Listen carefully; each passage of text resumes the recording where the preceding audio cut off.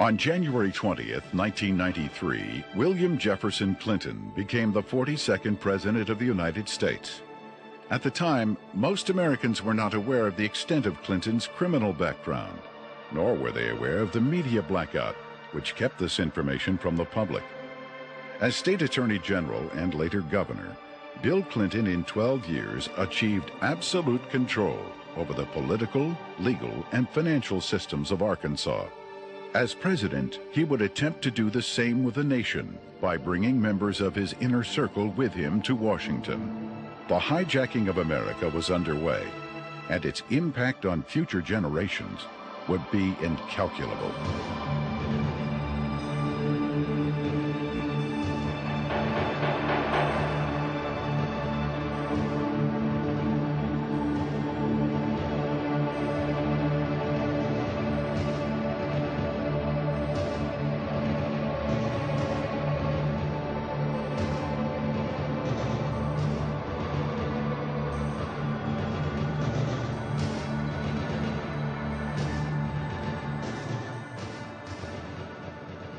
Bill Clinton was born in Hope and, of course, raised in Hot Springs. They had open bawdy houses over there at the time, and they had open gambling at the time. But Clinton grew up in that atmosphere, that different atmosphere of Hot Springs. If it felt good, you did it.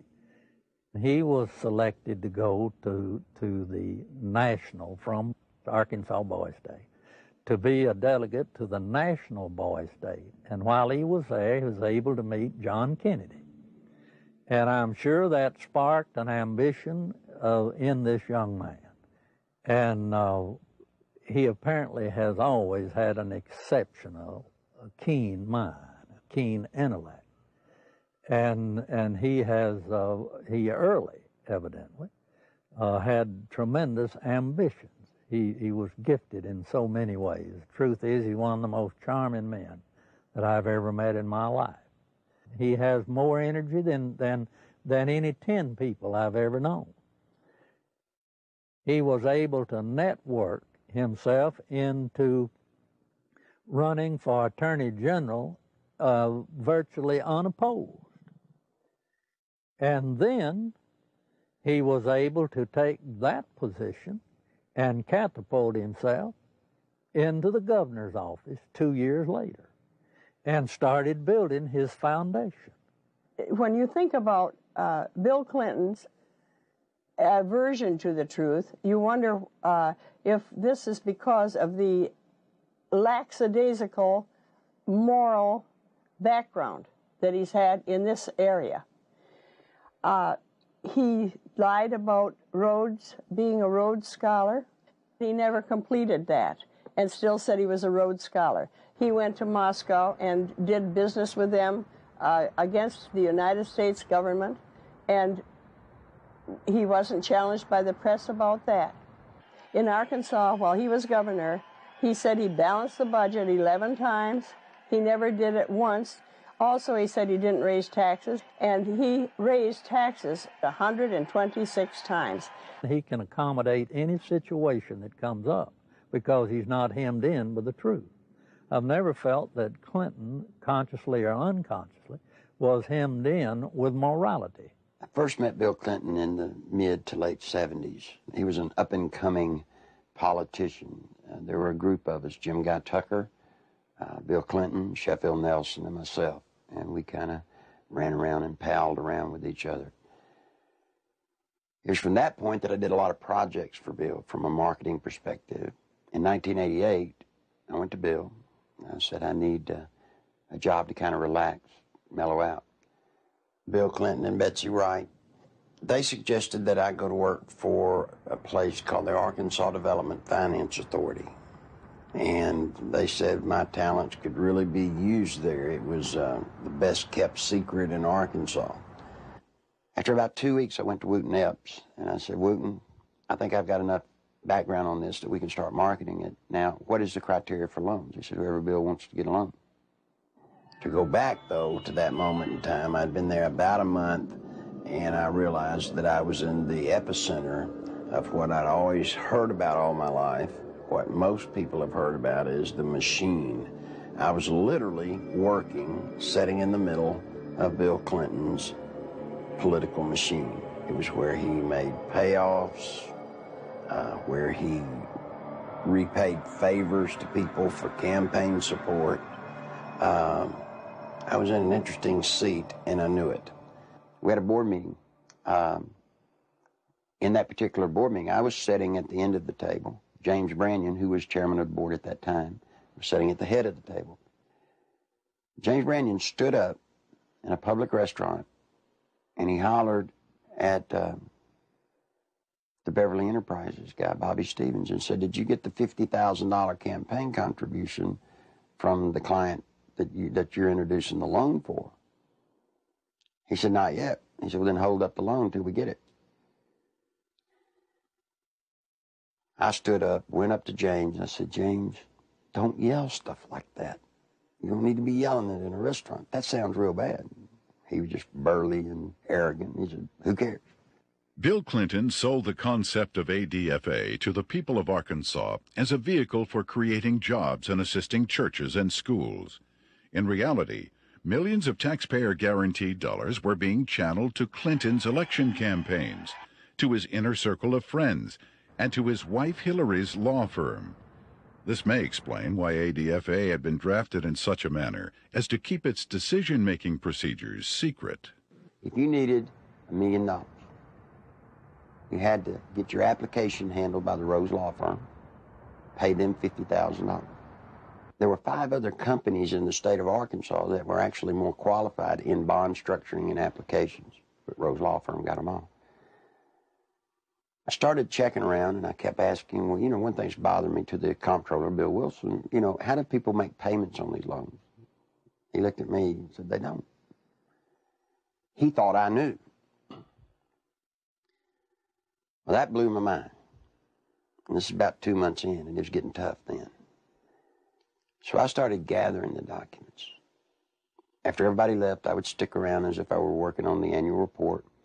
That would give me access to all the documents, and I made copies of them all. For about 2 months, I watched accounts accumulate money. At the end of the month, they zero balanced. They're laundering drug money. There were $100 million a month in cocaine coming in and out of Mena, Arkansas. They had a problem. They were doing so much money in cocaine, $100 million. You create a problem in a little state like Arkansas. How do you clean $100 million a month? ADFA until 1989 never banked in Arkansas. What they would do is they would ship the money down to Florida, a bank in Florida, which later would be connected to BCCI. They would ship money to a bank in Atlanta, Georgia, which, by the way, was later connected to BCCI.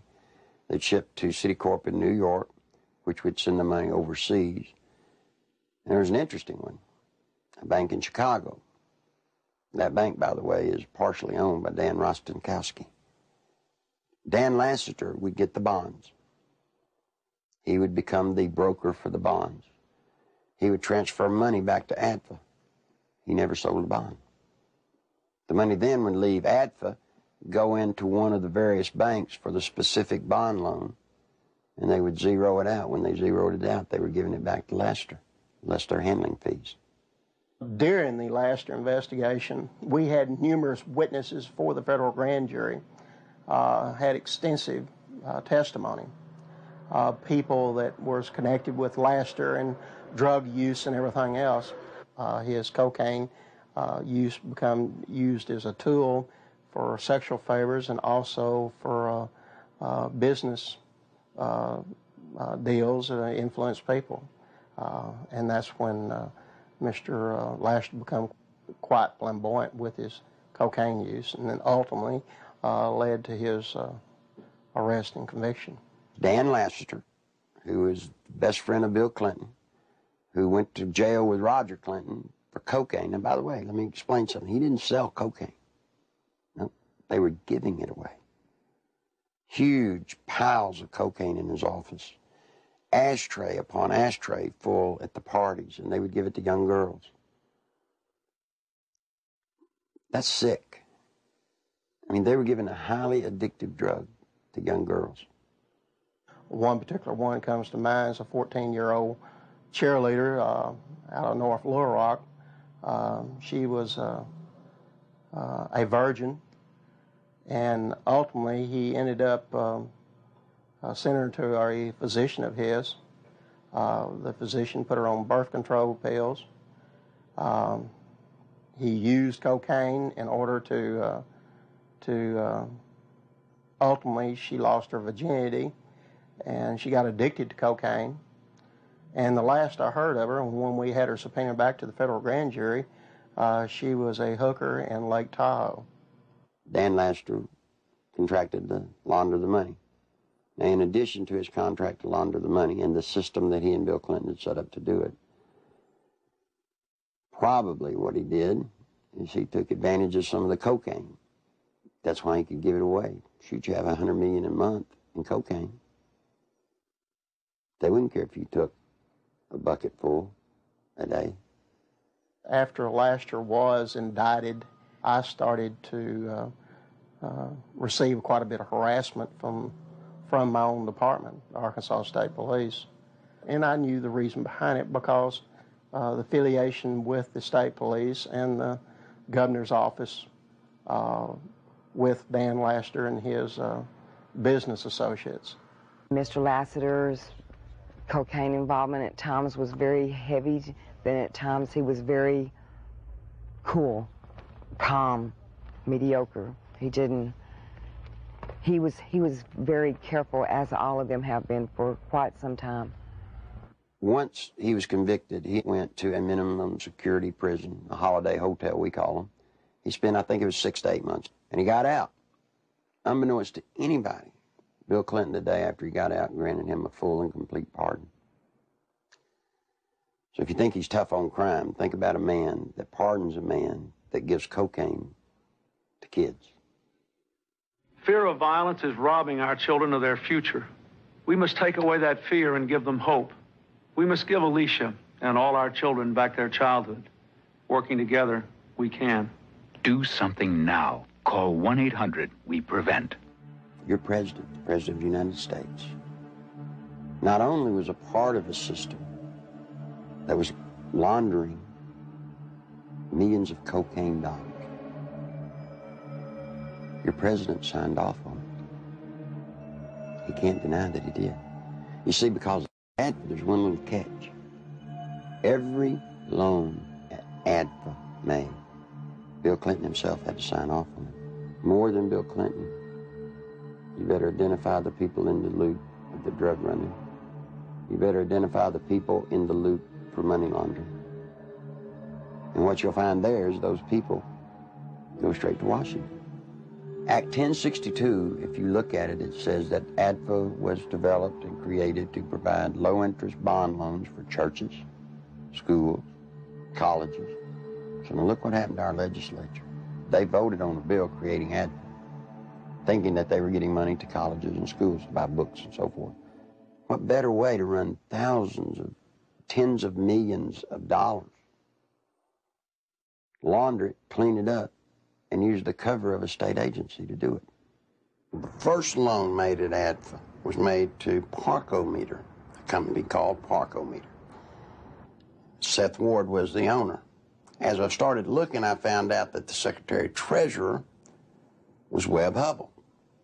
Then I found out Webb Hubbell was Seth Ward's son-in-law.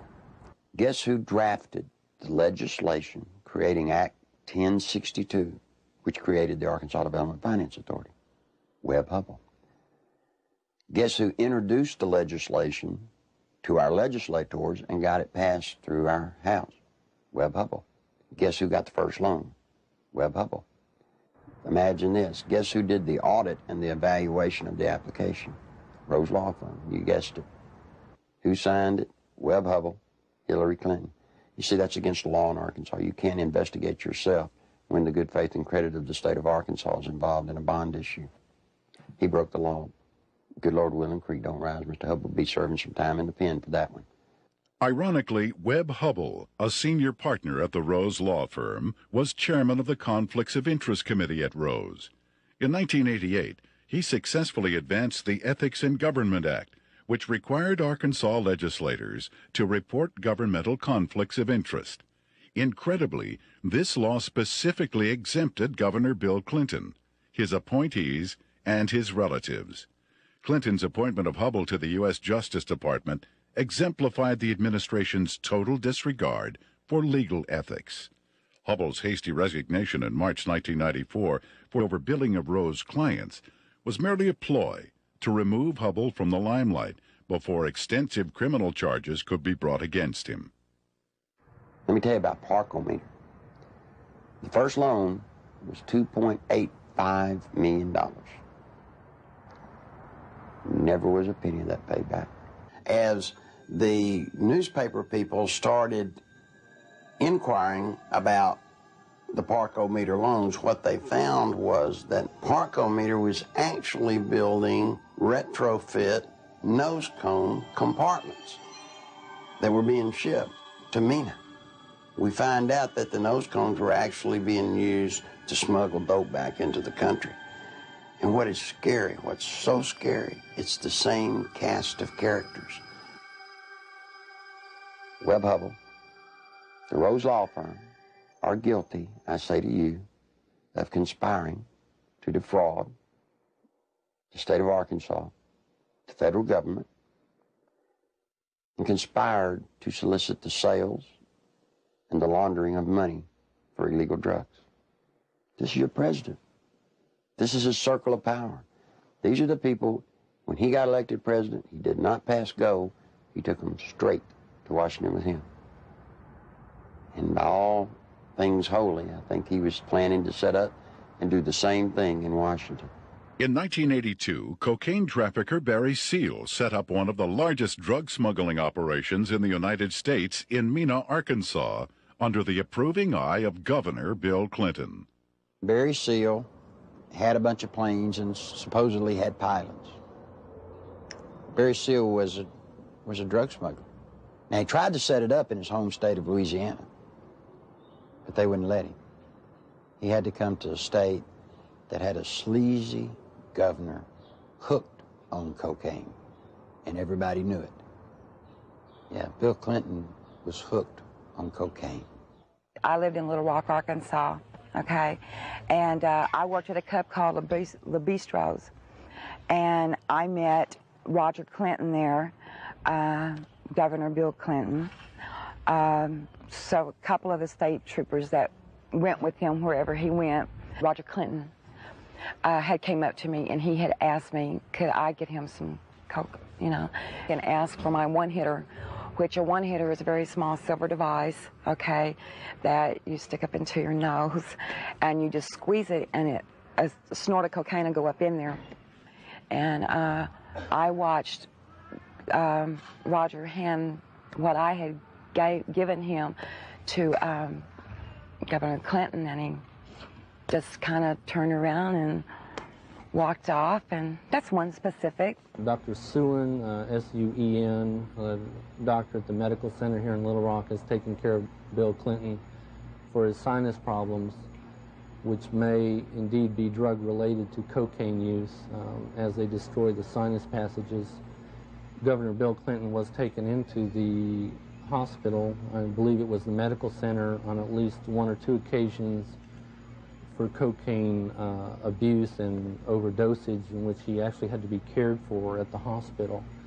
It led to toga parties. And if you're not sure on what a toga party is, I've had to clarify this in the past. A toga party is where you wrap yourself in a sheet most of the time. The people at the toga parties were Governor Clinton, now President Clinton, Attorney General Steve Clark. Okay, he was there a few times. Members of the Arkansas State Police, you know, along with Roger and, you know, other people. They began to dance around, do the cocaine in one room, have sex in another room, because in the Coachman's Inn, the rooms were adjoining, you know. And to be quite truthful, you end up with somebody in particular, and you 9 times out of 10 end up having sex. And there was cocaine there. I know. I'm the one that made sure it was there. I've talked to the manager, the assistant manager for the apartment complex where Roger Clinton used to live. They've all said Bill Clinton did drugs. They saw him. I've talked to a lot of other people who have all, just like the people at the apartment complex, said, hey, John, get us to a congressional hearing. Yes, we'll sign sworn affidavits. These people want to be sure when they come forward that something's done about it, because they fear for their life, but they really want the truth to get out.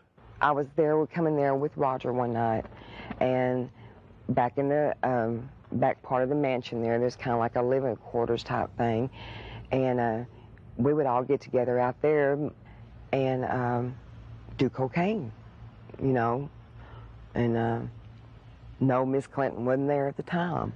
In 1983, I was made aware that Sheriff Hadaway and one of his auxiliary deputies, Terry Capehart, were investigating a smuggling operation going on at the Mena airport. They had an inside source of information. Mr. Seal, it was our understanding, was the one who had brought the operation into the Mena airport, and that had initiated the beginning of the money laundering and the illegal activity. He said 1983 was his most profitable cocaine smuggling period ever. Said that the airplanes that he had placed at the Mena airport, there were 4 of them, a couple of Senecas and a couple of Panthers, and 1 or 2 stragglers, here and there, different airplanes. He said they were purchased solely for the purpose of cocaine smuggling. There was, in my opinion, more than enough evidence to prosecute a number of people for crimes regarding the Barry Seal case at Mena. I snuck around, crawled through the bushes, thinking that I'd really have to hide to see them unloading the dope. Didn't have to. You could walk right up to the airport and they'd unload it right in front of you. They would unload it. They'd offload it. They didn't care. A certain degree of money laundering had taken place among these people that were associated with Barry Seal. What had not been done was to connect the dotted lines to ADFA. Because once you connected the dotted lines to ADFA, you had actually connected the dotted line to Clinton. In addition to the operations at Mena, small clearings in other parts of the state were used as drop points for money and cocaine. They had special cargo doors installed in the side without FAA permission, so that these doors could be opened in flight. They'd pull in, slide back, and the cocaine could be dropped out of the side in flight.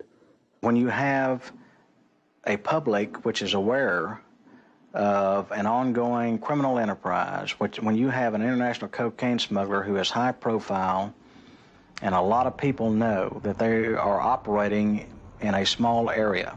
A lot of people knew about the money laundering. It was common gossip on the street because it was so blatant. And they see investigations ongoing for several years. And they keep watching for indictments. They know grand juries are convening. They know that witnesses are supposed to be providing evidence to a grand jury, yet year after year after year, no indictments are returned. People lose confidence in the system. Clinton had integrated a number of corrupt cops, judges, and politicians into high-level positions to ensure the continued success of the drug smuggling, money laundering operations. All was going well until a fateful night in the fall of 1987. On August 22nd, 1987, Kevin had spent the night with his friend Don Henry.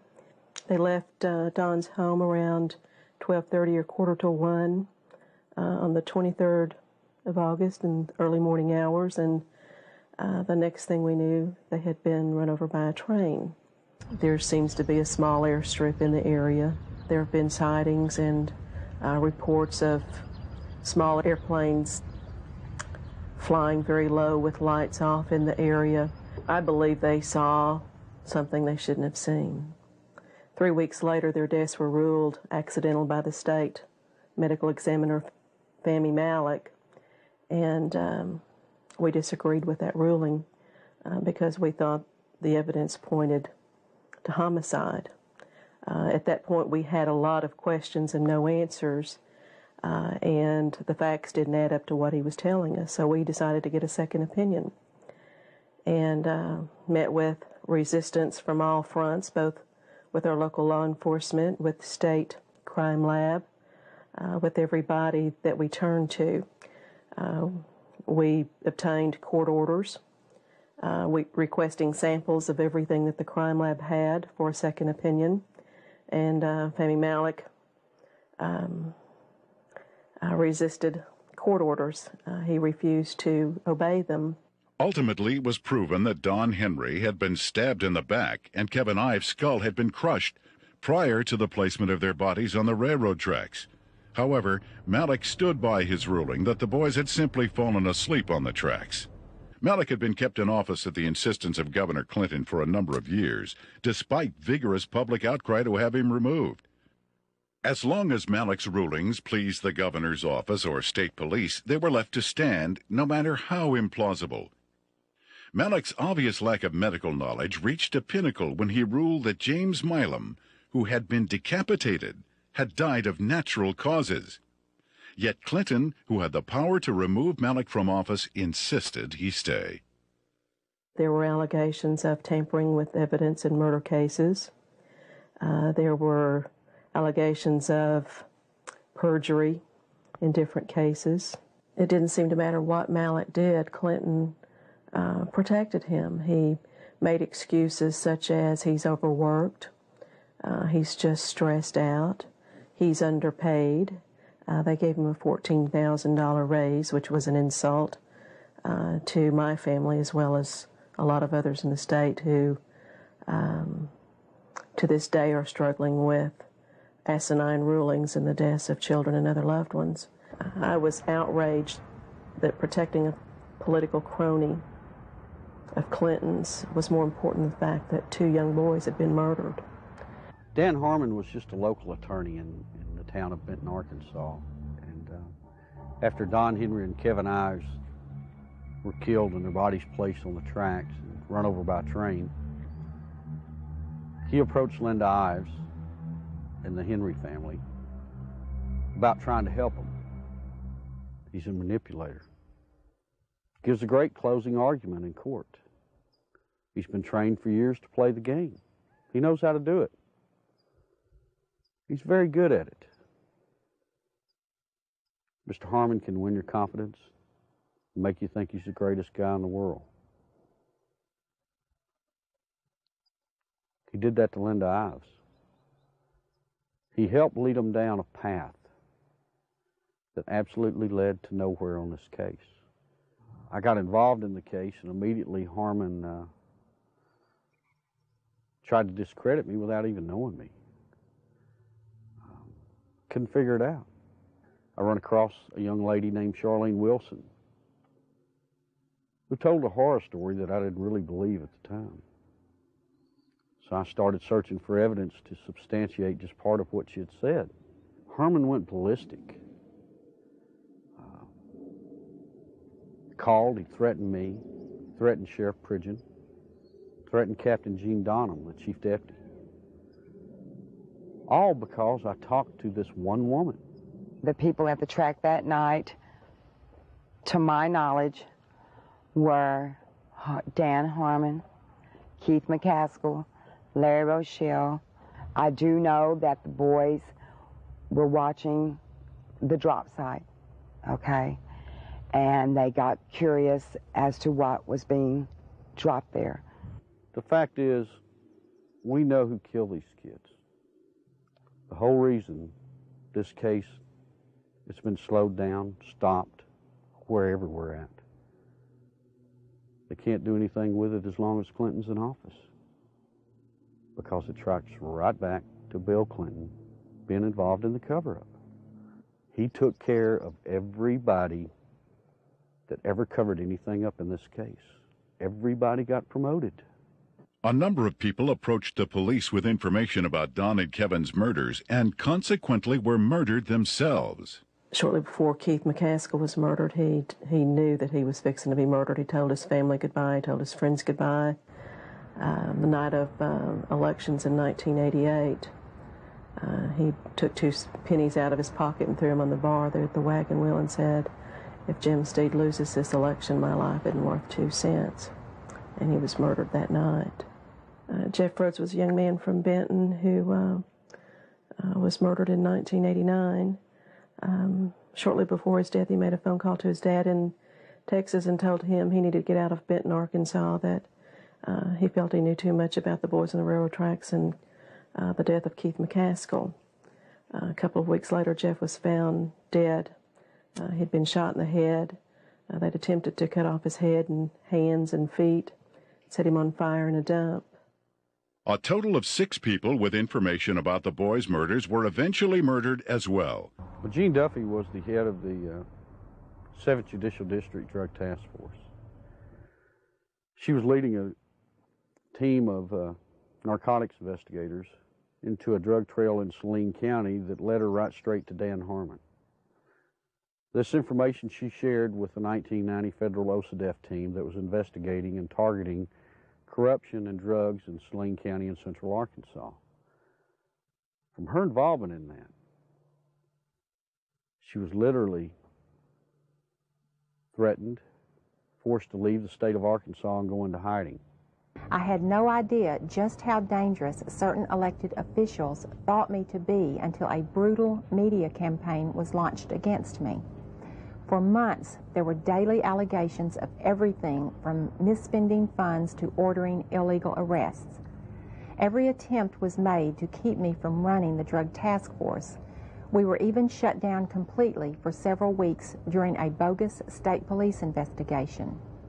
In spite of crippling disruptions, the task force was making significant discoveries about drug trafficking in central Arkansas, some of which led to the very people who were conducting the massive media crusade against me.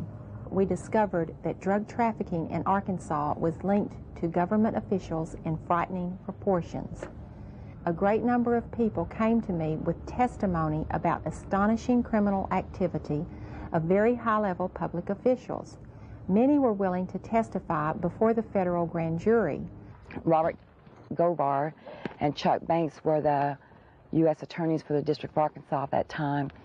I was subpoenaed to testify on behalf of the drug trafficking and the cartel, more or less is what it was, that had to do with Dan Harmon and what I call company, because there are there's a whole bunch of them that are involved. I was asked quite in depth about the drug trafficking that went on with Dan Harmon, Mr. Clinton, Roger Clinton. Although there was an abundance of evidence and word kept reaching me from members of the grand jury that they were ready to indict, no indictments came. Mr. Govar also insisted that he was ready to prosecute at least 2 key figures, but the holdup was his boss, U.S. Attorney Chuck Banks, who repeatedly delayed requests for indictments. Harmon had paid a visit to Chuck Banks, the U.S. District Attorney, who was in charge of that district. It's recorded, he signed in. He was there approximately 30 minutes, and up until that time, everything appeared to be running fine with the grand jury. Then, in November, Banks removed Govar from the case, and I was fired from the task force. From this point, the ordeal turned really ugly. In January 1991, one of the key targets of Govar's investigation, Dan Harmon, took office as the 7th Judicial District Prosecutor. Harmon immediately called a state grand jury to investigate the allegations against me. To avoid being jailed in Hot Spring County, which would have put me in serious danger, I left the state. In the meantime, Banks, who had taken over the federal investigation, attempted to give the appearance of carrying the investigation forward while systematically destroying it. He harassed witnesses, suppressed evidence, and finally announced in February of 1991 that the investigation had disclosed no credible witnesses or evidence against any public official. I received a phone call, and they told me that I had made a very big mistake. And I was assured by the U.S. Attorney's Office that my name, that my testimony, that my statements, that the people that were on that witness list would never, ever be revealed. Well, you know, someone in the U.S. Attorney's Office had given Mr. Harmon a list of the effective witnesses, you know.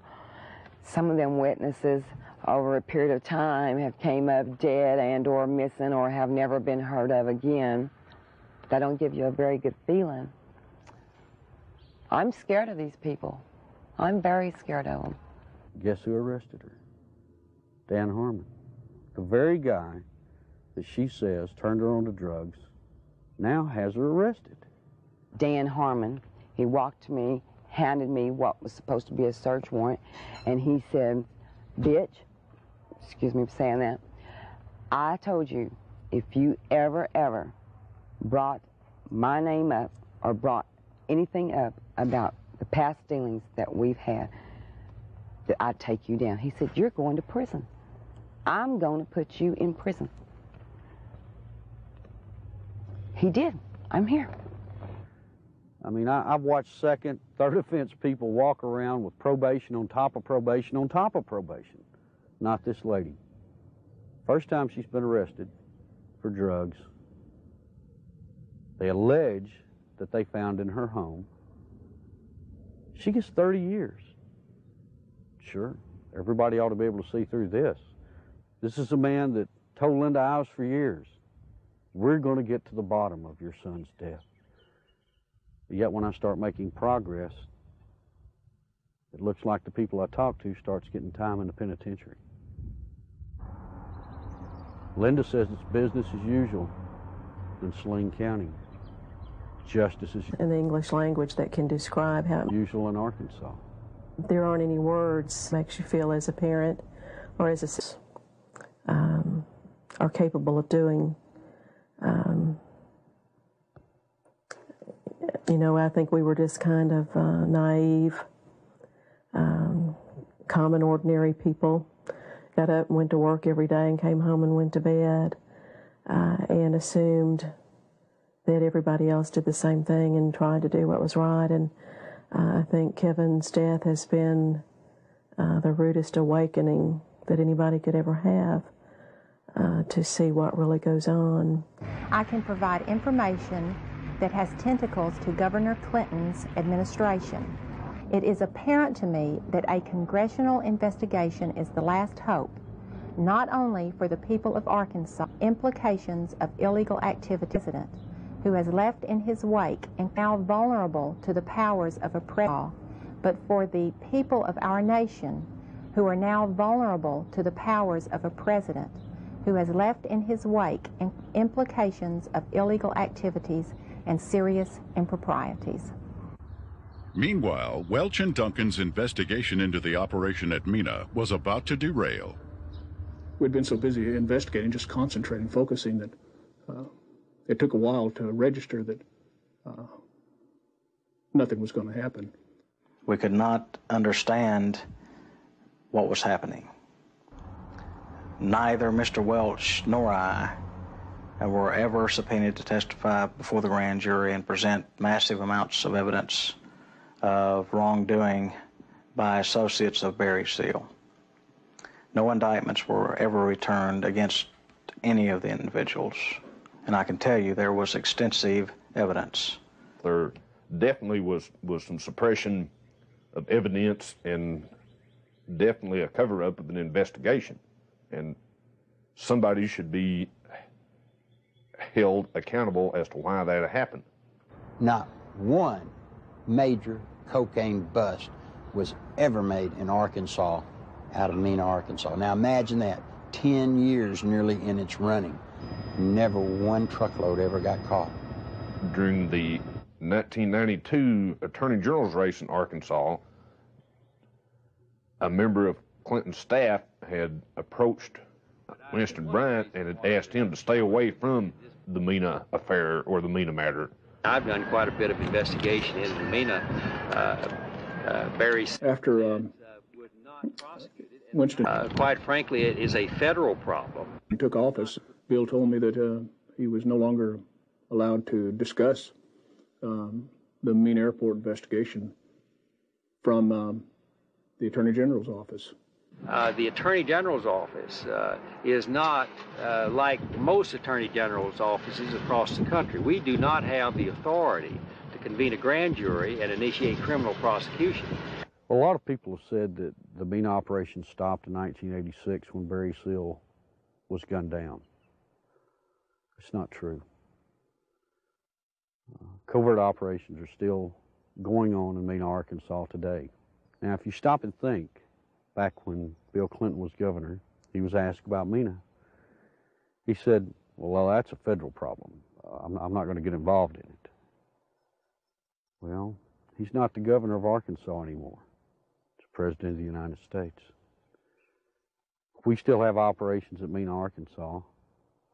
This is his golden opportunity to take care of it. My question is, why doesn't he? I've always thought it was a wonderful thing to be able to serve your country as a federal law enforcement agent. And for 15 years, I did not encounter anything like the corruption which I encountered after the Mena investigations began. President Clinton's verbal commitment to a war on drugs has been negated by his actions. During his first weeks in office, Clinton revoked random drug testing for White House staff members. He eliminated 121 positions at the Office of National Drug Control. And he appointed Jocelyn Elders as U.S. Surgeon General, despite her well-known desire to legalize drugs. One of Hillary's investments, under the direction of Tyson Foods counselor James Blair, netted almost $100,000 on an initial $1,000 investment, a nearly impossible feat using legal methods. I can't read their minds or speculate, but I had absolutely no reason to believe that I got any favorable treatment. Coincidentally, Governor Clinton enacted a number of state regulations allowing Tyson Foods to grow into the largest industry in Arkansas. Don Tyson put in $600,000-$700,000 all told in all of Bill Clinton's campaign. Guess what he got out of it? He got $10 million. Guess from where? The Arkansas Development Finance Authority. And he never paid a dime for it. I had heard rumors of Don Tyson and his alleged cocaine use and distribution. And I went through the intelligence files and come up with enough that I thought was sufficient amount of evidence to launch an investigation on Mr. Tyson simply out of the Arkansas State Police intelligence files has been accumulated for years. A great deal of criminal investigation files were surfacing with Don Tyson's name mentioned in there as being involved with some drug and narcotics trafficking activities. So I interviewed some of the investigators who worked on the Tyson case. Most of them felt that Tyson should have been indicted, but the investigations were always sabotaged, oftentimes from within. One particular undercover narc agent told me that another criminal investigator in that department named Doug Fogley was furnishing Don Tyson with photographs of the undercover narcotics agents that were working on his case. Donald Smaltz was actually hired to look into the allegations that Tyson had given bribes to different people, specifically to the Secretary of Agriculture, Mike Espy. Now, what came out of that investigation was very remarkable. Drug abuse, drug distribution, money laundering, even murder for hire. Now, Smaltz collected all this stuff. He compiled it, he put it in proper order. Then he approached Janet Reno and said, look, You know, I need to broaden my investigation. I'm finding more here than just simple payoffs. What do you think happened? Well, by now, most of you already know. He was turned down. Just exactly what we expected to happen happened. I mean, Tyson already hired lobbyists, attorneys, who all approached Congress trying to get everybody to stop smalts. Why is it in this country today that if you got a little money, you walk away? Why is it you can create the pressure to stop investigations? And I promise you, Janet Reno has stopped this one. You look at these and you wonder, how could this happen? You know, how does someone elude prosecution with reams of investigative reports? How does it get stopped? Some say it's Bill Clinton. Don Tyson was in the middle of the cocaine just like Bill Clinton, just like Dan Lester, just like Roger Clinton, and all the others. So you see, all of this incest, and all of this drug running, all of the trafficking of drugs, sending them all over the nation, came out of Little Mena, Arkansas, right under the nose of little Governor Billy Clinton. I went to Bill, and I said, Bill, you've got 2 weeks to tell the truth, or I'm going to tell it. You're breaking the law, and I can't be a part of it. You made a mistake. I'm not one of your buds, or at least I'm not that big a buddy. When Larry Nichols made his disclosures, made them public, the Clinton spin doctors treated him unmercifully. It shocked those of us who had been kept in the dark through the years in Arkansas politics. The Arkansas news media had done little, if anything, to uncover anything derogatory about Bill Clinton. And for these disclosures to come out of the blue was so shocking that the spin doctors attacked the messenger rather than tried to answer the charges that Nichols had made. And they did such an efficient job that it caused me and others to look with less than favor on Larry Nichols as an individual, because all we knew about him was what they were telling and the press was printing. One of the neatest things about Bill Clinton is how he handles the media. You see, Bill Clinton's an attorney, and when a witness comes out against his client, what's the first thing an attorney does? He tries to discredit that witness. They accuse me of everything under the sun, day in, day out. Every week, there was some new scandal in the paper that I was involved in. 6, 8 weeks later, they print a retraction. Wasn't me. But to this day, people in Arkansas think that I'm some evil person. As a result of that, the boy had to pay a high penalty. In his credibility, he had to pay a high penalty in his acceptability. And then when the new evidence came out that supported everything that Larry Nichols had said, he finds himself, I think, probably in the position of knowing that he had been exonerated, but he has not been exonerated in the minds of the people generally, in my view. And he finds himself probably in the position of wondering where he goes now to get his good name back.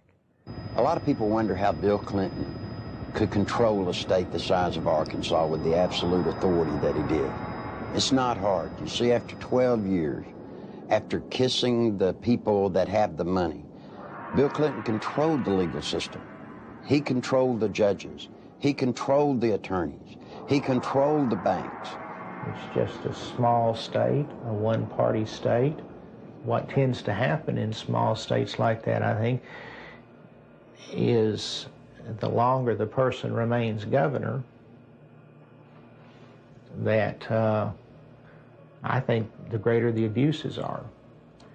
And I think the abuses were very, very widespread under Bill Clinton.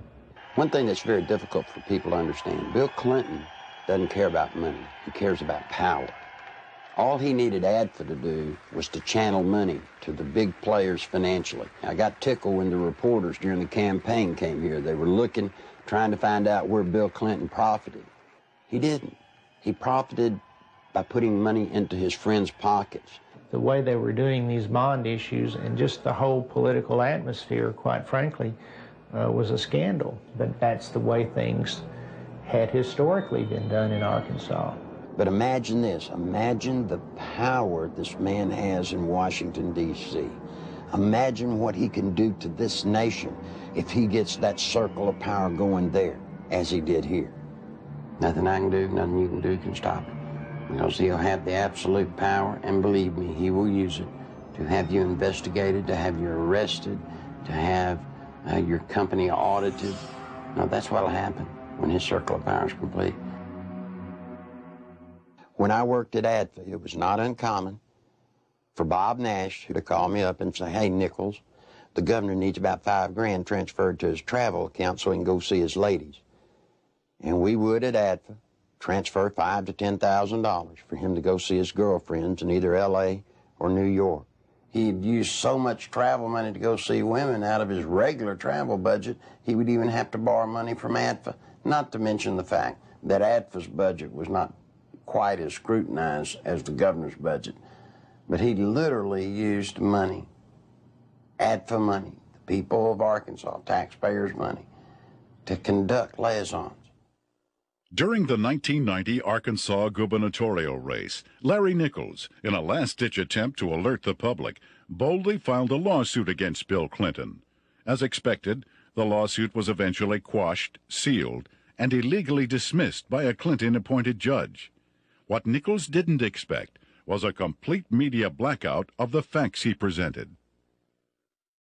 Back in 1990, after all the damage they had done to me, I did something that most people wouldn't do in Arkansas. I sued Bill Clinton. Now, it's very important to note that in that lawsuit, I brought out the names of 5 women. On October the 19th, the only press conference I've ever held in my life was on the Capitol steps of Arkansas. Every news organization in Arkansas, newspaper, TV, radio, were there on the steps. I read the names of the 5 women. I read and talked about ADFA. No one had ever made such a cold, callous statement against Bill Clinton, where he named the women. When I got through with the press conference, I went through the center door, and I walked with the camera crews with me, and I walked all the way to the end to the governor's office. And I left the press release right on the governor's secretary's desk. Not one bit of the press release made it into the local TV or the local newspapers anywhere. It didn't show up anywhere. The reason I tell you that is because in those days he had the circle of power complete in Arkansas. Eventually, every allegation stemming from Nichols' 1990 lawsuit and press conference would prove valid regarding Clinton's taxpayer-financed sexual liaisons, his drug usage, and his criminal activities relating to ADFA and Whitewater. Gradually, the women who had carried on adulterous affairs with Clinton began to emerge. The first was Jennifer Flowers, who, like all those close to Clinton, was faced with a decision.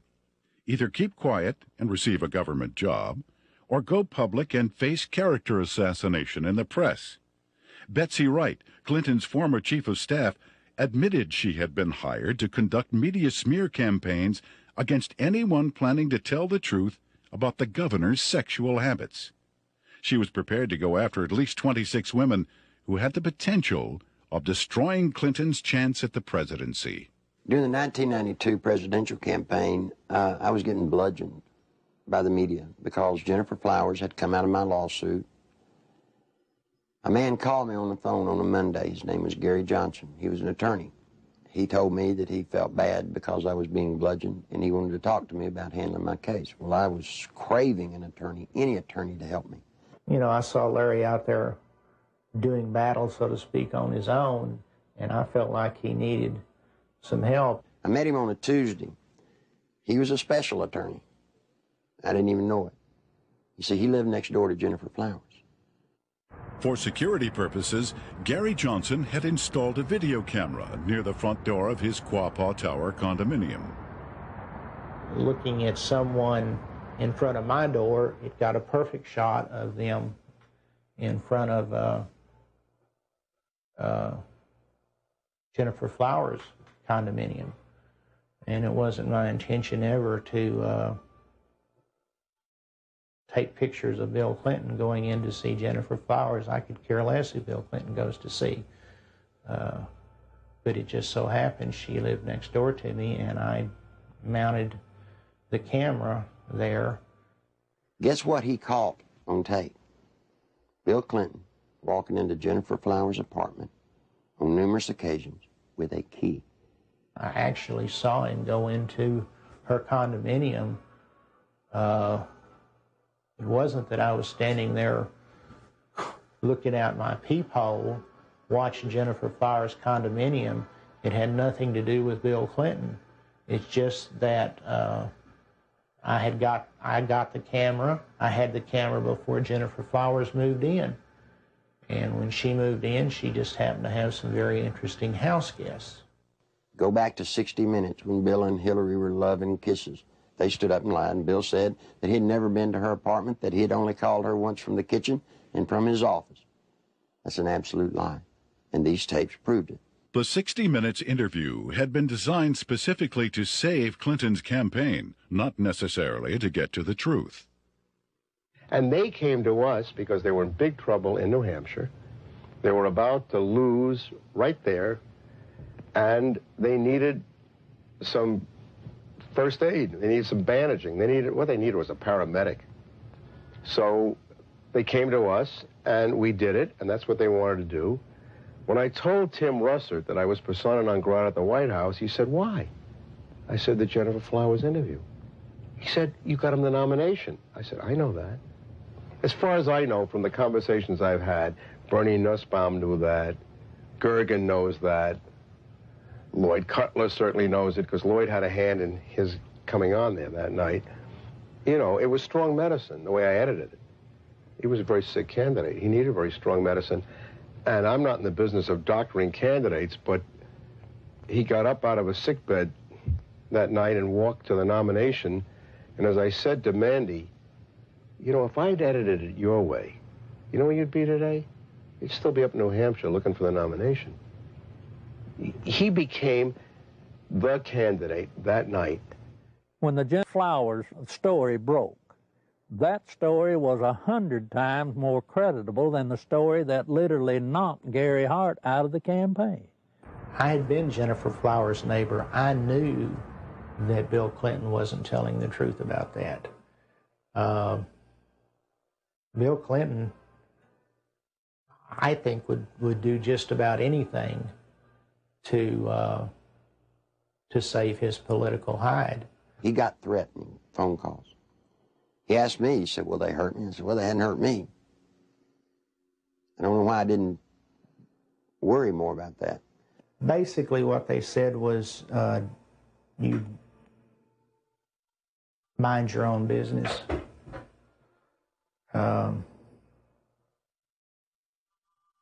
And all it did was made me mad. I never thought in a million years that anybody would follow up on it. We filed the request for the subpoenas on Thursday. Saturday morning, we found Gary Johnson beaten and left for dead. And without getting into gory details, both elbows were dislocated, his collarbones were broken, his spleen and his bladder were ruptured with holes the size of $50 in them. His nose, his sinus cavities were all crushed. He had been beaten by Clinton's people. Were they very large? Yes. Yes, they were. Did they say, "Where's the tape"? Yes, they asked me for the tape. And what's sick is the man gave them the tapes, and then they went and broke his elbows, punctured his spleen, punctured his bladder. They looked like state troopers, I'll say that. Clinton can be a very dangerous individual in the state of Arkansas. In my lawsuit in 1990, I named the lady Sally Perdue as having an affair with Bill Clinton. Sally had an apartment in Little Rock, and the Clinton security guards would drop him off at her apartment and go park in the woods. When Clinton got through doing his business, he was flick their porch light and they'd know to come and get him. She started coming out, started talking. Well, believe it or not, before she could talk, Clinton's people got to her and offered her a federal job or break her legs, whichever one was the best. Sally Perdue, former Miss Arkansas and radio talk show host, carried on a sexual relationship with Governor Clinton between August and December 1983. State troopers in government vehicles were used at taxpayer expense to shuttle Clinton back and forth to Sally's home. Perdue, who today supervises a home for people with Down syndrome, was offered a $60,000 a year federal job to keep quiet. She refused. And you see, that's illegal. You can't offer a federal job to get someone to hush. Following her attempt to go public, Miss Perdue lost her job and started receiving threatening phone calls and letters. Live ammunition was found on the seat of her car, and the rear window of her vehicle was shot out. Even though a number of witnesses have corroborated her story, the American press has refused to print it. During the 1992 presidential campaign, interviews with ABC and NBC, as well as an appearance on the Sally Jesse Raphael show, were taped, but were never aired. She'd actually been on the Sally Jesse Raphael show right after the New York primary. Did you know the TV stations around the country blacked out that program and wouldn't show it? In December 1993, former bodyguards of Bill Clinton came forward with detailed information regarding the governor's sexual encounters with a number of women. Larry Patterson and Roger Perry, both veteran Arkansas troopers, boldly spoke on the record. Two other troopers who initially spoke off the record were later identified as Danny Ferguson and Ronnie Anderson. In April 1994, a fifth trooper, L.D. Brown, came forward and corroborated their stories, adding that Clinton's sexual partners numbered over 100 during the period he was employed by the governor. The trooper's official duties included approaching women to obtain their phone numbers for Clinton, driving him to rendezvous points in state vehicles, guarding him during sexual encounters, securing hotel rooms, and lying to Hillary about his whereabouts. Phone logs and other corroborating evidence fully back these reports. I saw on several occasions Bill Clinton engaging in sexual acts while I was either blocking the road or working security at the governor's mansion. I saw them with my own eyes take place. So it's not a rumor, it is firsthand. The entire conversation inside a vehicle in a 2-hour drive from one point to another would be totally about sex and women or jokes. He would actually ask people how they performed oral sex on women in cars. I'd been in that conversation. He would ask if you had ever had 2 to 3 women at one time in one bed. Things like this. Bill Clinton was obsessed with that. The first or second time that you're with him and you're alone and you see some attractive woman, he would say, "Hey, Larry, what would you like to do to her?" And, you know, this is the governor of the state of Arkansas.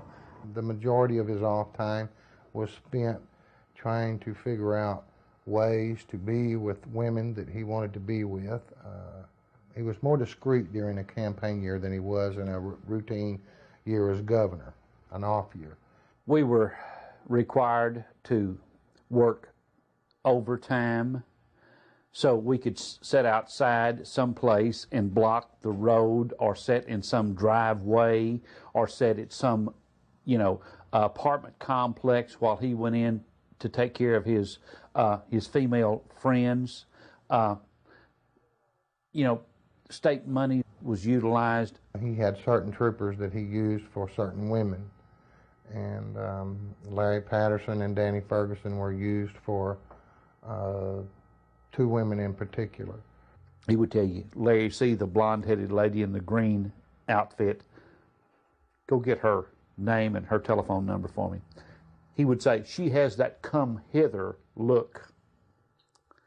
And that was verbiage that he used quite often. And on several occasions I have gone out into the crowd. I never had one of the females to refuse to give me her name and her address. On one occasion, it was a Christmas parade of 1989 in a small town in northeast Arkansas. And he picked a lady out of the crowd and asked me to find out who she was. He just carried on about how beautiful she was, how good looking she was, how big her breasts were and things like that. And I found out that she was interested in a state job. And she gave me her name and number, and I said, well, maybe the governor will call you, or can I call you? And when we got in the car, I gave the governor her name with her phone number, and I said, you'll like this, she's interested in a state job. And he said, oh, good, good, good, good, good. The next time I saw that lady, she was working for Bill Clinton in his presidential campaign the night he announced his candidacy for president. I was told by Bill Clinton that this was part of my job, to keep people from finding out about his affairs. Most of the women that Bill Clinton had sexual affairs with were well taken care of. They have good jobs, or their husbands ended up with good jobs. They were well taken care of, and the actual time spent trying to cover up these affairs while he was governor was nothing like it was when he announced that he was running for president. In an attempt to silence the officers, the Clinton administration launched an elaborate counterattack, which included urging Ferguson to change his story and levying false accusations of insurance fraud against Perry and Patterson. When Larry Patterson and Roger Perry came out, Clinton's security guards, they substantiated everything that I'd alleged in the lawsuit. These people were there, they were his bodyguards. But watch what happened. The same thing that happened to me, they planned to do to them. They roasted them in the media. They said they were committing insurance fraud. The evidence of that these state policemen have brought forward relative to Clinton's womanizing is being questioned by the spin doctors as not being credible. Yet it is more credible than the evidence on 90% of the people who are confined now on death row across America. Is this fair? Did y'all see the papers saying that the troopers were telling the truth and were found innocent? Heir to the stories they were telling have a basis, since they're not the scumbags that the spin doctors for Clinton tried to make them out to be? These two have had the courage to come forward, and the evidence that they have presented has not only been credible, but it's been overwhelming. And the truth is, I'm convinced that it's just the tip of the iceberg. On May 8, 1991, Paula Jones, a state employee with the Arkansas Industrial Development Commission, was working the registration desk for the governor's Quality Management Conference at the Excelsior Hotel. Governor Bill Clinton was to be the main speaker. I was approached by one of Bill Clinton's bodyguards named Danny Ferguson, and I was given a number. And I asked him what it was. I held out my hand, and he said, it's a number to a hotel room that the governor would like to meet with me. Well, I was surprised, and I kind of talked it over with my coworker, and we didn't have any reason to believe that we couldn't trust him, so I agreed to go on up to the room and meet with Mr. Bill Clinton. I got to the room, and Governor Clinton, he opened the door to meet me. It was a room that did not have any beds in it. It had couches and stuff like that. It was more like a meeting type room. And he had asked me about my job and how I liked it and who my boss was, and I told him. And he mentioned that he liked the way that my curves were on my body, and he liked the way that my hair went down my back, the middle of my back.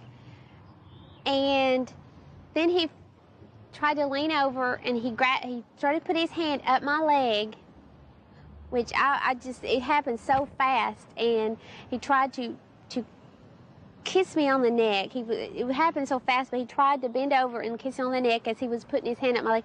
And I backed off. I said, I don't want to do this. And I said, I think I need to be going. And then he got up before I even knew it and dropped his pants. And Bill Clinton asked me to perform oral sex on him, which I declined. And I jumped up and I told him I needed to go immediately. That's when he went to say, if you have any trouble whatsoever, you have Dave Harrington, your boss, contact me immediately. And I said, well, I'm leaving. And I started to proceed down the hall to the door, and he followed behind me. He said if we could try to keep this between ourselves. And I went down the elevator, went back to my registration desk, and I told Pam the whole story. I can't understand how somebody can take advantage of somebody like that. And then they have the audacity to drop his pants. I mean, you know. I'm not going to dignify this by comment on it. Paula gave the exclusive to the Washington Post, and Mike Isikoff, we were going to be as open as we could with the Washington Post. And Mike told Paula that as far as he was concerned, that he believed Paula, and that he thought the story should be told. And Mike said they were ready to put the story out, and they were going to go to the editors and present the story to him. We heard that Mike got suspended from the Washington Post, and there was a big fallout between the editors of the Washington Post and Mike. Paula Jones filed a lawsuit against President Clinton, claiming sexual harassment. The same day, a massive media smear campaign against Paula Jones was launched. Think about a man that has no more regard for women than Bill Clinton does. They're just sex things. I don't understand the feminist movement being behind Bill Clinton. He hangs women on his wall like trophies. A number of women who have had sexual relationships with Bill Clinton have allegedly been given major career boosts in exchange for silence. Beth Colson received a judicial appointment to the Arkansas Court of Appeals from Clinton. Regina Blakely landed a job with CBS National in Washington covering the White House. Likewise, Deborah Mathis secured a lucrative job with the White House Press Corps. Susan Whitaker was made the liaison between the Arkansas State Capitol and the White House. Elizabeth Ward obtained a position with the Clintons' close friends, Hollywood producers Harry Thomason and Linda Bloodworth Thomason. And Joe Jenkins was given a high-level position with AP&L. One of the most harrowing stories of Clinton's attempt to keep his promiscuity hidden involves Jerry Parks, a private investigator and former chief of security for Clinton's campaign headquarters. My father was Luther Gerald Parks, a.k.a. Jerry Parks. He was the head of Clinton's security for Clinton's inaugural campaign whenever he was running for president. My father was brutally murdered at Chenal Parkway and Arkansas Highway 10 in one of the most elite parts of Little Rock, Arkansas. Someone pulled aside alongside of him and started shooting at him. They cornered him, stopped him on Highway 10 as he was turning left onto Highway 10 off Chenal Parkway.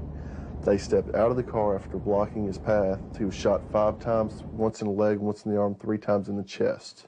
My father had a file on Bill Clinton's infidelity and his affairs that ran from approximately 82, 83 to somewhere between till about 90 to 91.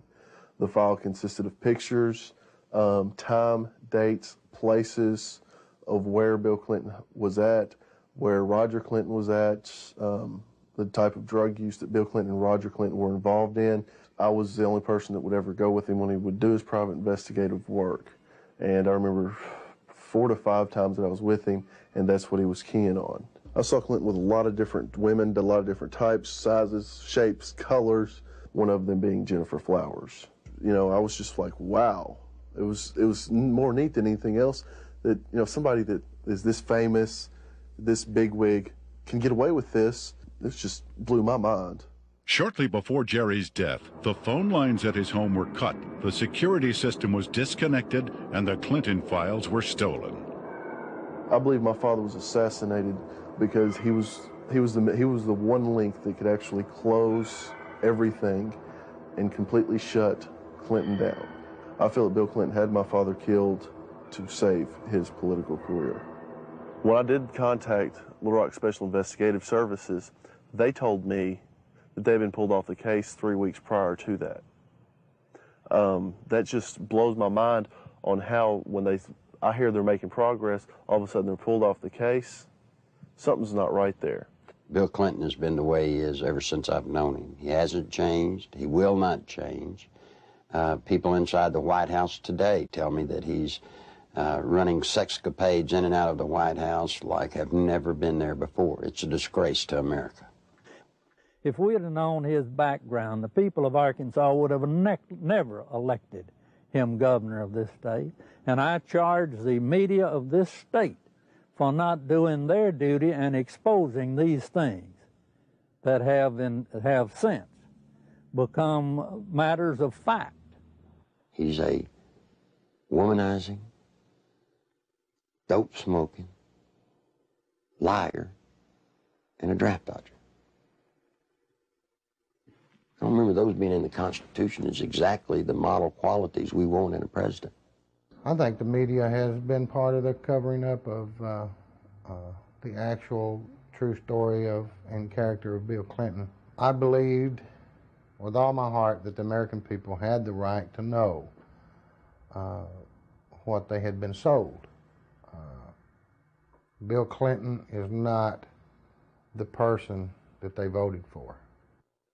Voters who depend on the media for unbiased information regarding political candidates have been betrayed.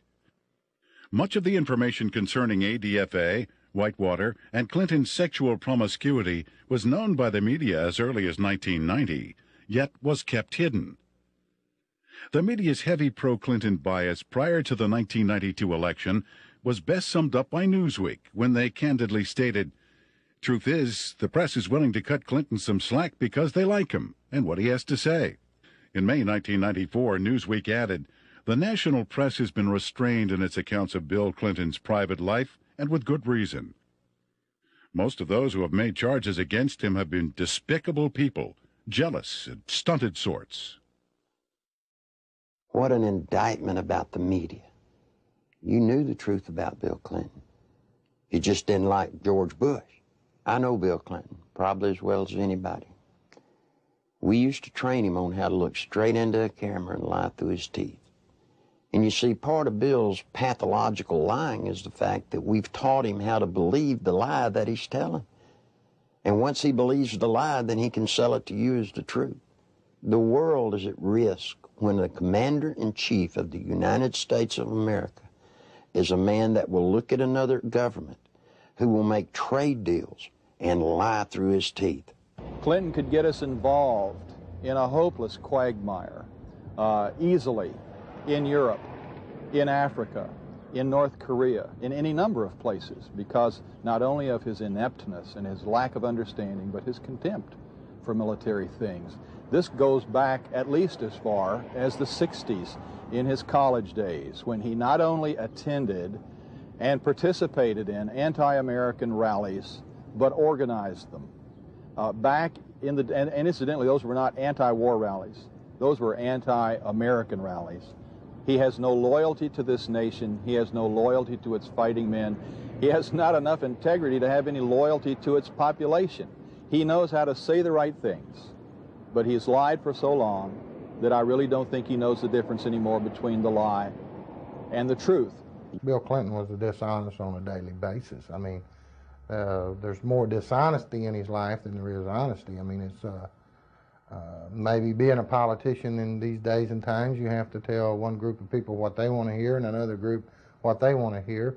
And if the truth conflicts, then so be it. The media has not been able to ascertain today that there's a human being sitting in the presidential chair of the United States of America that lies with everything he says. They still believe somehow in the office of the presidency. They still believe there's some integrity there. Attempts to keep the criminal activities of Whitewater concealed from the public were largely successful prior to the 1992 election. After that, however, the raging Whitewater rapids could no longer be contained. What the Clintons claimed as a simple money-losing investment was in actuality a series of complex business transactions and cover-ups, ultimately costing the American taxpayer more than $60 million. When this is all over, it's going to be the same story we've been telling for 2 years. We made a bad investment, we lost money, and there's really not much more to add to it. We have enforced higher standards against ethical conflicts than any previous administration.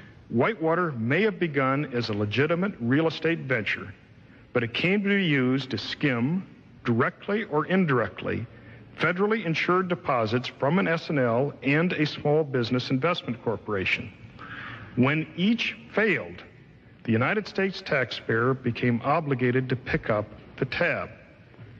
2, the family of the former governor of Arkansas received value from Whitewater well in excess of resources invested. 3, taxpayer guaranteed funds were in all likelihood used to benefit the campaign of a former governor.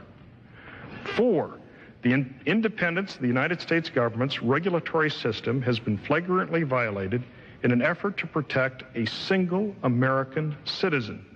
People should not be able to raise questions and erode people's moral authority in this country.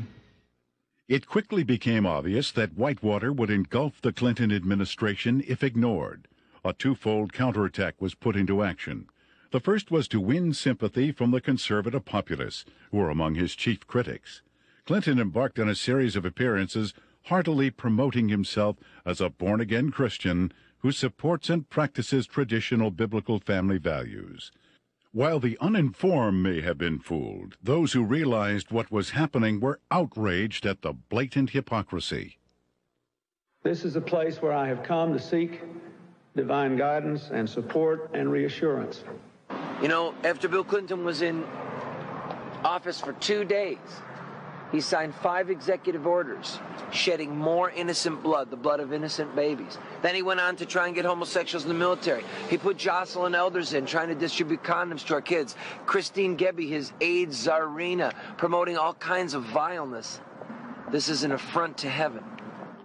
The second phase of the counterattack was to appoint Robert Fisk as special prosecutor to head up the investigation into Whitewater. That same week, the Rose Law Firm began shredding documents.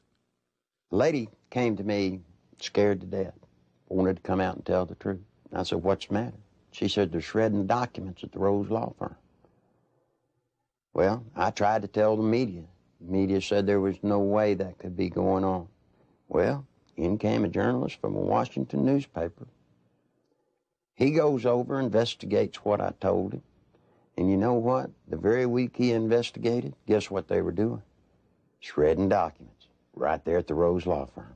It had his initials pretty much all over it. Everything from the box to the manila files to I even saw his signature on with the Rose Firm letterhead. You see, all of the Whitewater documents, they're getting rid of. They're getting rid of them as fast as they humanly can. It's the nerve and audacity that those two people, Bill and Hillary Clinton, have to shred documents, to destroy evidence in a federal case. That is why we're here in front of the Rose Law Firm, because of the works of darkness that have gone on. Documents have been shredded here. What else has gone on here? I'm telling you, there are people inside this building that right now they're saying, if they only knew, if they only knew. During that same week, there was also a fire at the Worthen Bank building. Now, this fire was on the 14th floor, and supposedly it was started by a space heater. I want you to look at this footage and tell me if you think it was an accidental fire by a space heater. This is a CPA firm, and the documents that were in this office were important documents relative to Whitewater. If you go back to Arkansas and you look at the Secretary of State's office, anybody that's ever run for office in recorded history, you can find out who their major campaign contributors are since day one, except for one person. Bill Clinton's records at the Secretary of State's office disappeared. You see, they did it then. They'll do it now. All the information pertinent to Whitewater, any notes left by Vince Foster, any personal documents that would lead anywhere to any type of criminal activity, they're just going to be destroyed. Fisk's initial assignment was to quell rumors regarding the alleged suicide of Vince Foster. Foster was a senior partner with Hillary Clinton and Webb Hubbell at the Rose Law Firm prior to his appointment as White House Deputy Counsel. In fact, he was handling the Clintons' personal legal matters while he was in the position of assistant to the president, in violation of a conflict of interest at that time. From the outset, the investigation into the death of Vince Foster has been marred by controversy. At Bill Clinton and Attorney General Janet Reno's insistence, responsibility for the investigation was turned over to the Park Police, even though Foster's death fell within the jurisdiction of the FBI. Not until his death had sufficiently developed into a full-fledged scandal 7 months later would the FBI be allowed in. The results of the FBI's investigation, along with the findings of the Park Police and coroner, were incorporated into a report issued by Special Counsel Robert Fisk. The report, released June 30th, 1994, confirmed suicide as the cause of death. However, a careful examination of key pieces of evidence taken directly from the report itself indicate a number of alarming contradictions inconsistent with the report's own conclusion that Foster took his life. The official coroner's report depicts a large gaping 1-inch exit wound located 3 inches below the crown of Foster's head. According to Fisk, the area surrounding the body at the park was meticulously searched to a depth of 18 inches, but no brain tissue or skull fragments were found. An FBI analysis found none of Foster's fingerprints on the gun, despite the fact the gun was found in Foster's hand. However, the FBI did make one extraordinary discovery. One latent fingerprint was visible on the underside of the right pistol grip, approximately 2 inches from the base of the grip. This print did not belong to Foster. No attempt was made to determine the identity of the person whose print was found on the gun's hand grip. Gunpowder was found on Foster's clothing, which did not match the gun found in his hand. Fisk speculated that gunpowder of a different type was accidentally blown onto Foster's clothing by an exhaust fan in the Park Police laboratory. However, once again, Fisk was not able to support this theory with any evidence. One of the most crucial pieces of crime scene evidence, the fatal bullet, has yet to be found. A thorough FBI search of the area, which even uncovered artifacts dating back to the Civil War, yielded over 70 pieces of metal, including 12 modern-day bullets. Yet, none of them matched the gun found in Foster's hand. Against standard police procedure, not one resident living nearby was ever contacted during the investigation to find out if a gunshot was heard. Even though Fisk insists that Foster killed himself, leading forensic experts from around the country now agree it is highly unlikely he pulled the trigger himself. Within minutes of the verification of Foster's identity, the Park Police issued orders to seal Foster's office at the White House. David Watkins, Clinton's administrative assistant, assured the police he would take care of it. He lied. Immediately, high-ranking members of Bill and Hillary's staff began ransacking Foster's office, removing important and possibly incriminating documents.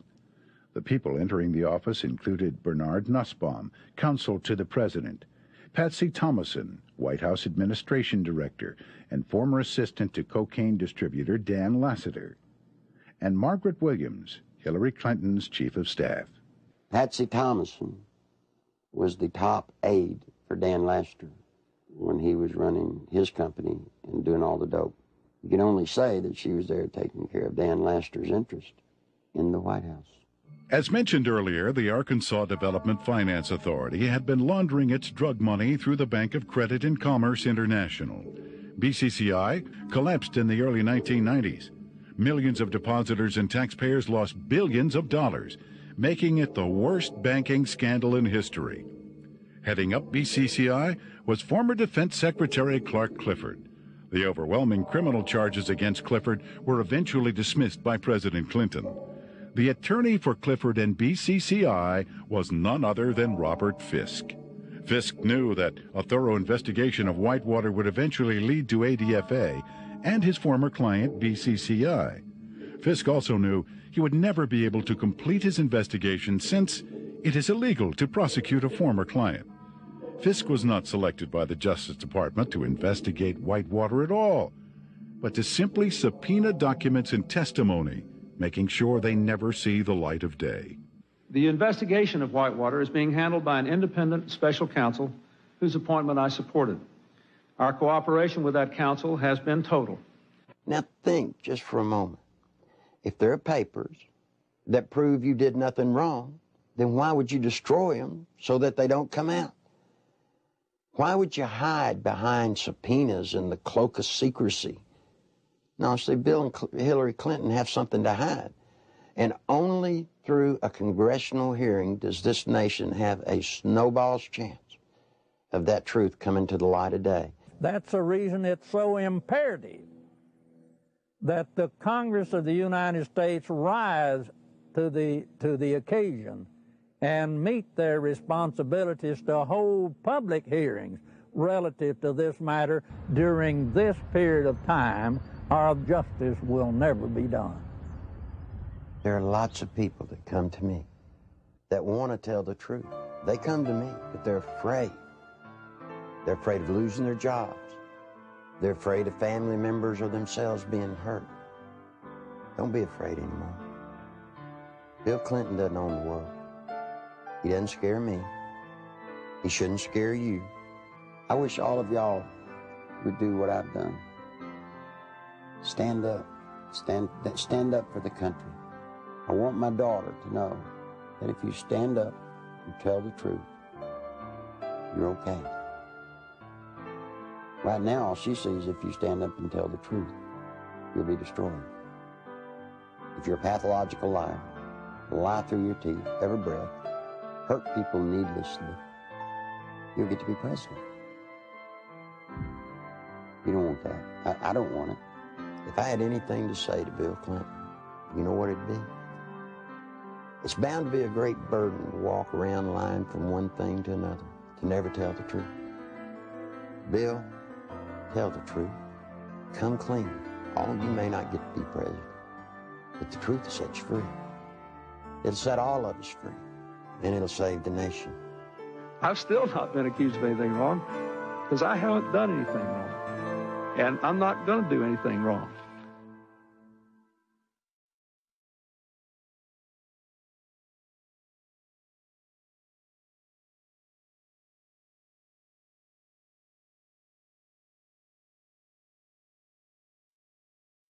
Although the documented information contained in the Clinton Chronicles continues to be reported in England and other countries, here in America, the media blackout continues. On July 14th, 1994, copies of the Clinton Chronicles video were hand-delivered to every member of the United States Senate and House of Representatives. On July 25th, documentation supporting the film was presented to Congress at their request. Whitewater hearings were scheduled to begin the next morning. However, the then House and Senate majority leaders, plotting with Robert Fisk to withhold evidence, refused to allow any of this documentation to be admitted. In addition, eyewitnesses willing to testify under oath who could confirm Clinton's involvement in the Arkansas drug smuggling money laundering operation were flown into Washington, but were barred from giving any testimony. Once again, the Constitution of the United States was undermined, and the American people were not allowed access to the truth. That same day, a massive media smear campaign was launched against the Clinton Chronicles. Time magazine, Newsweek, U.S. News and World Report, and major newspapers around the nation simultaneously published false information about the video in an attempt to diminish its distribution.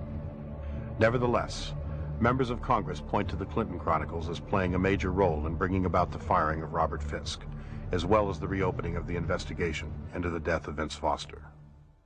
On August 3, 1994, Larry Nichols was arrested on false charges of writing 2 bad checks and failing to obey a yield sign 7 years earlier. The American media reported the arrest. When the Arkansas police admitted that the checks and traffic violations were fabricated, charges were dropped. Yet the media failed to report it. Nichols has suffered 3 attempts on his life since the release of the video. Federal agent Bill Duncan, a 15-year IRS veteran with a permit to carry a gun, was arrested for carrying a weapon, then handcuffed to a pipe in the basement of the Washington, D.C. police station, and later released. This incident effectively brought the MENA drug smuggling money laundering investigation to a halt. Duncan was later instructed by his superiors to lie to a federal grand jury regarding the results of his investigation. When he refused, he was forced to resign. Arkansas State Police investigator Russell Welsh nearly died after being poisoned with military-grade anthrax, a poison available only through the United States government. Arkansas State Police investigator Dr. Lauder, who successfully led the investigation against cocaine distributor Dan Lassiter, was forced to resign after attempting to reopen the cocaine trafficking investigation into Don Tyson. John Brown, Saline County homicide detective in charge of the Ives Henry murder investigation, was removed from the case after providing Congress with information linking the Clinton administration to drug trafficking in Mena, Arkansas. Brown was forbidden by his superiors to discuss Clinton's connection to the Ives Henry case, and after his refusal to do so, was forced to resign. In February 1994, veteran journalist L.J. Davis was beaten in his Little Rock hotel room. His attacker tore pages from his notebook which contained information about the inner workings of the Rose Law Firm and the Arkansas Development Finance Authority. In March 1985, Wayne Dumond was castrated and subsequently imprisoned for allegedly raping Bill Clinton's 17-year-old cousin. Even after evidence had proven that Dumond had been falsely accused and was completely innocent, Clinton blocked his release from prison. To date, every case which would link Bill Clinton with any criminal activities have been effectively shut down by various governmental agencies.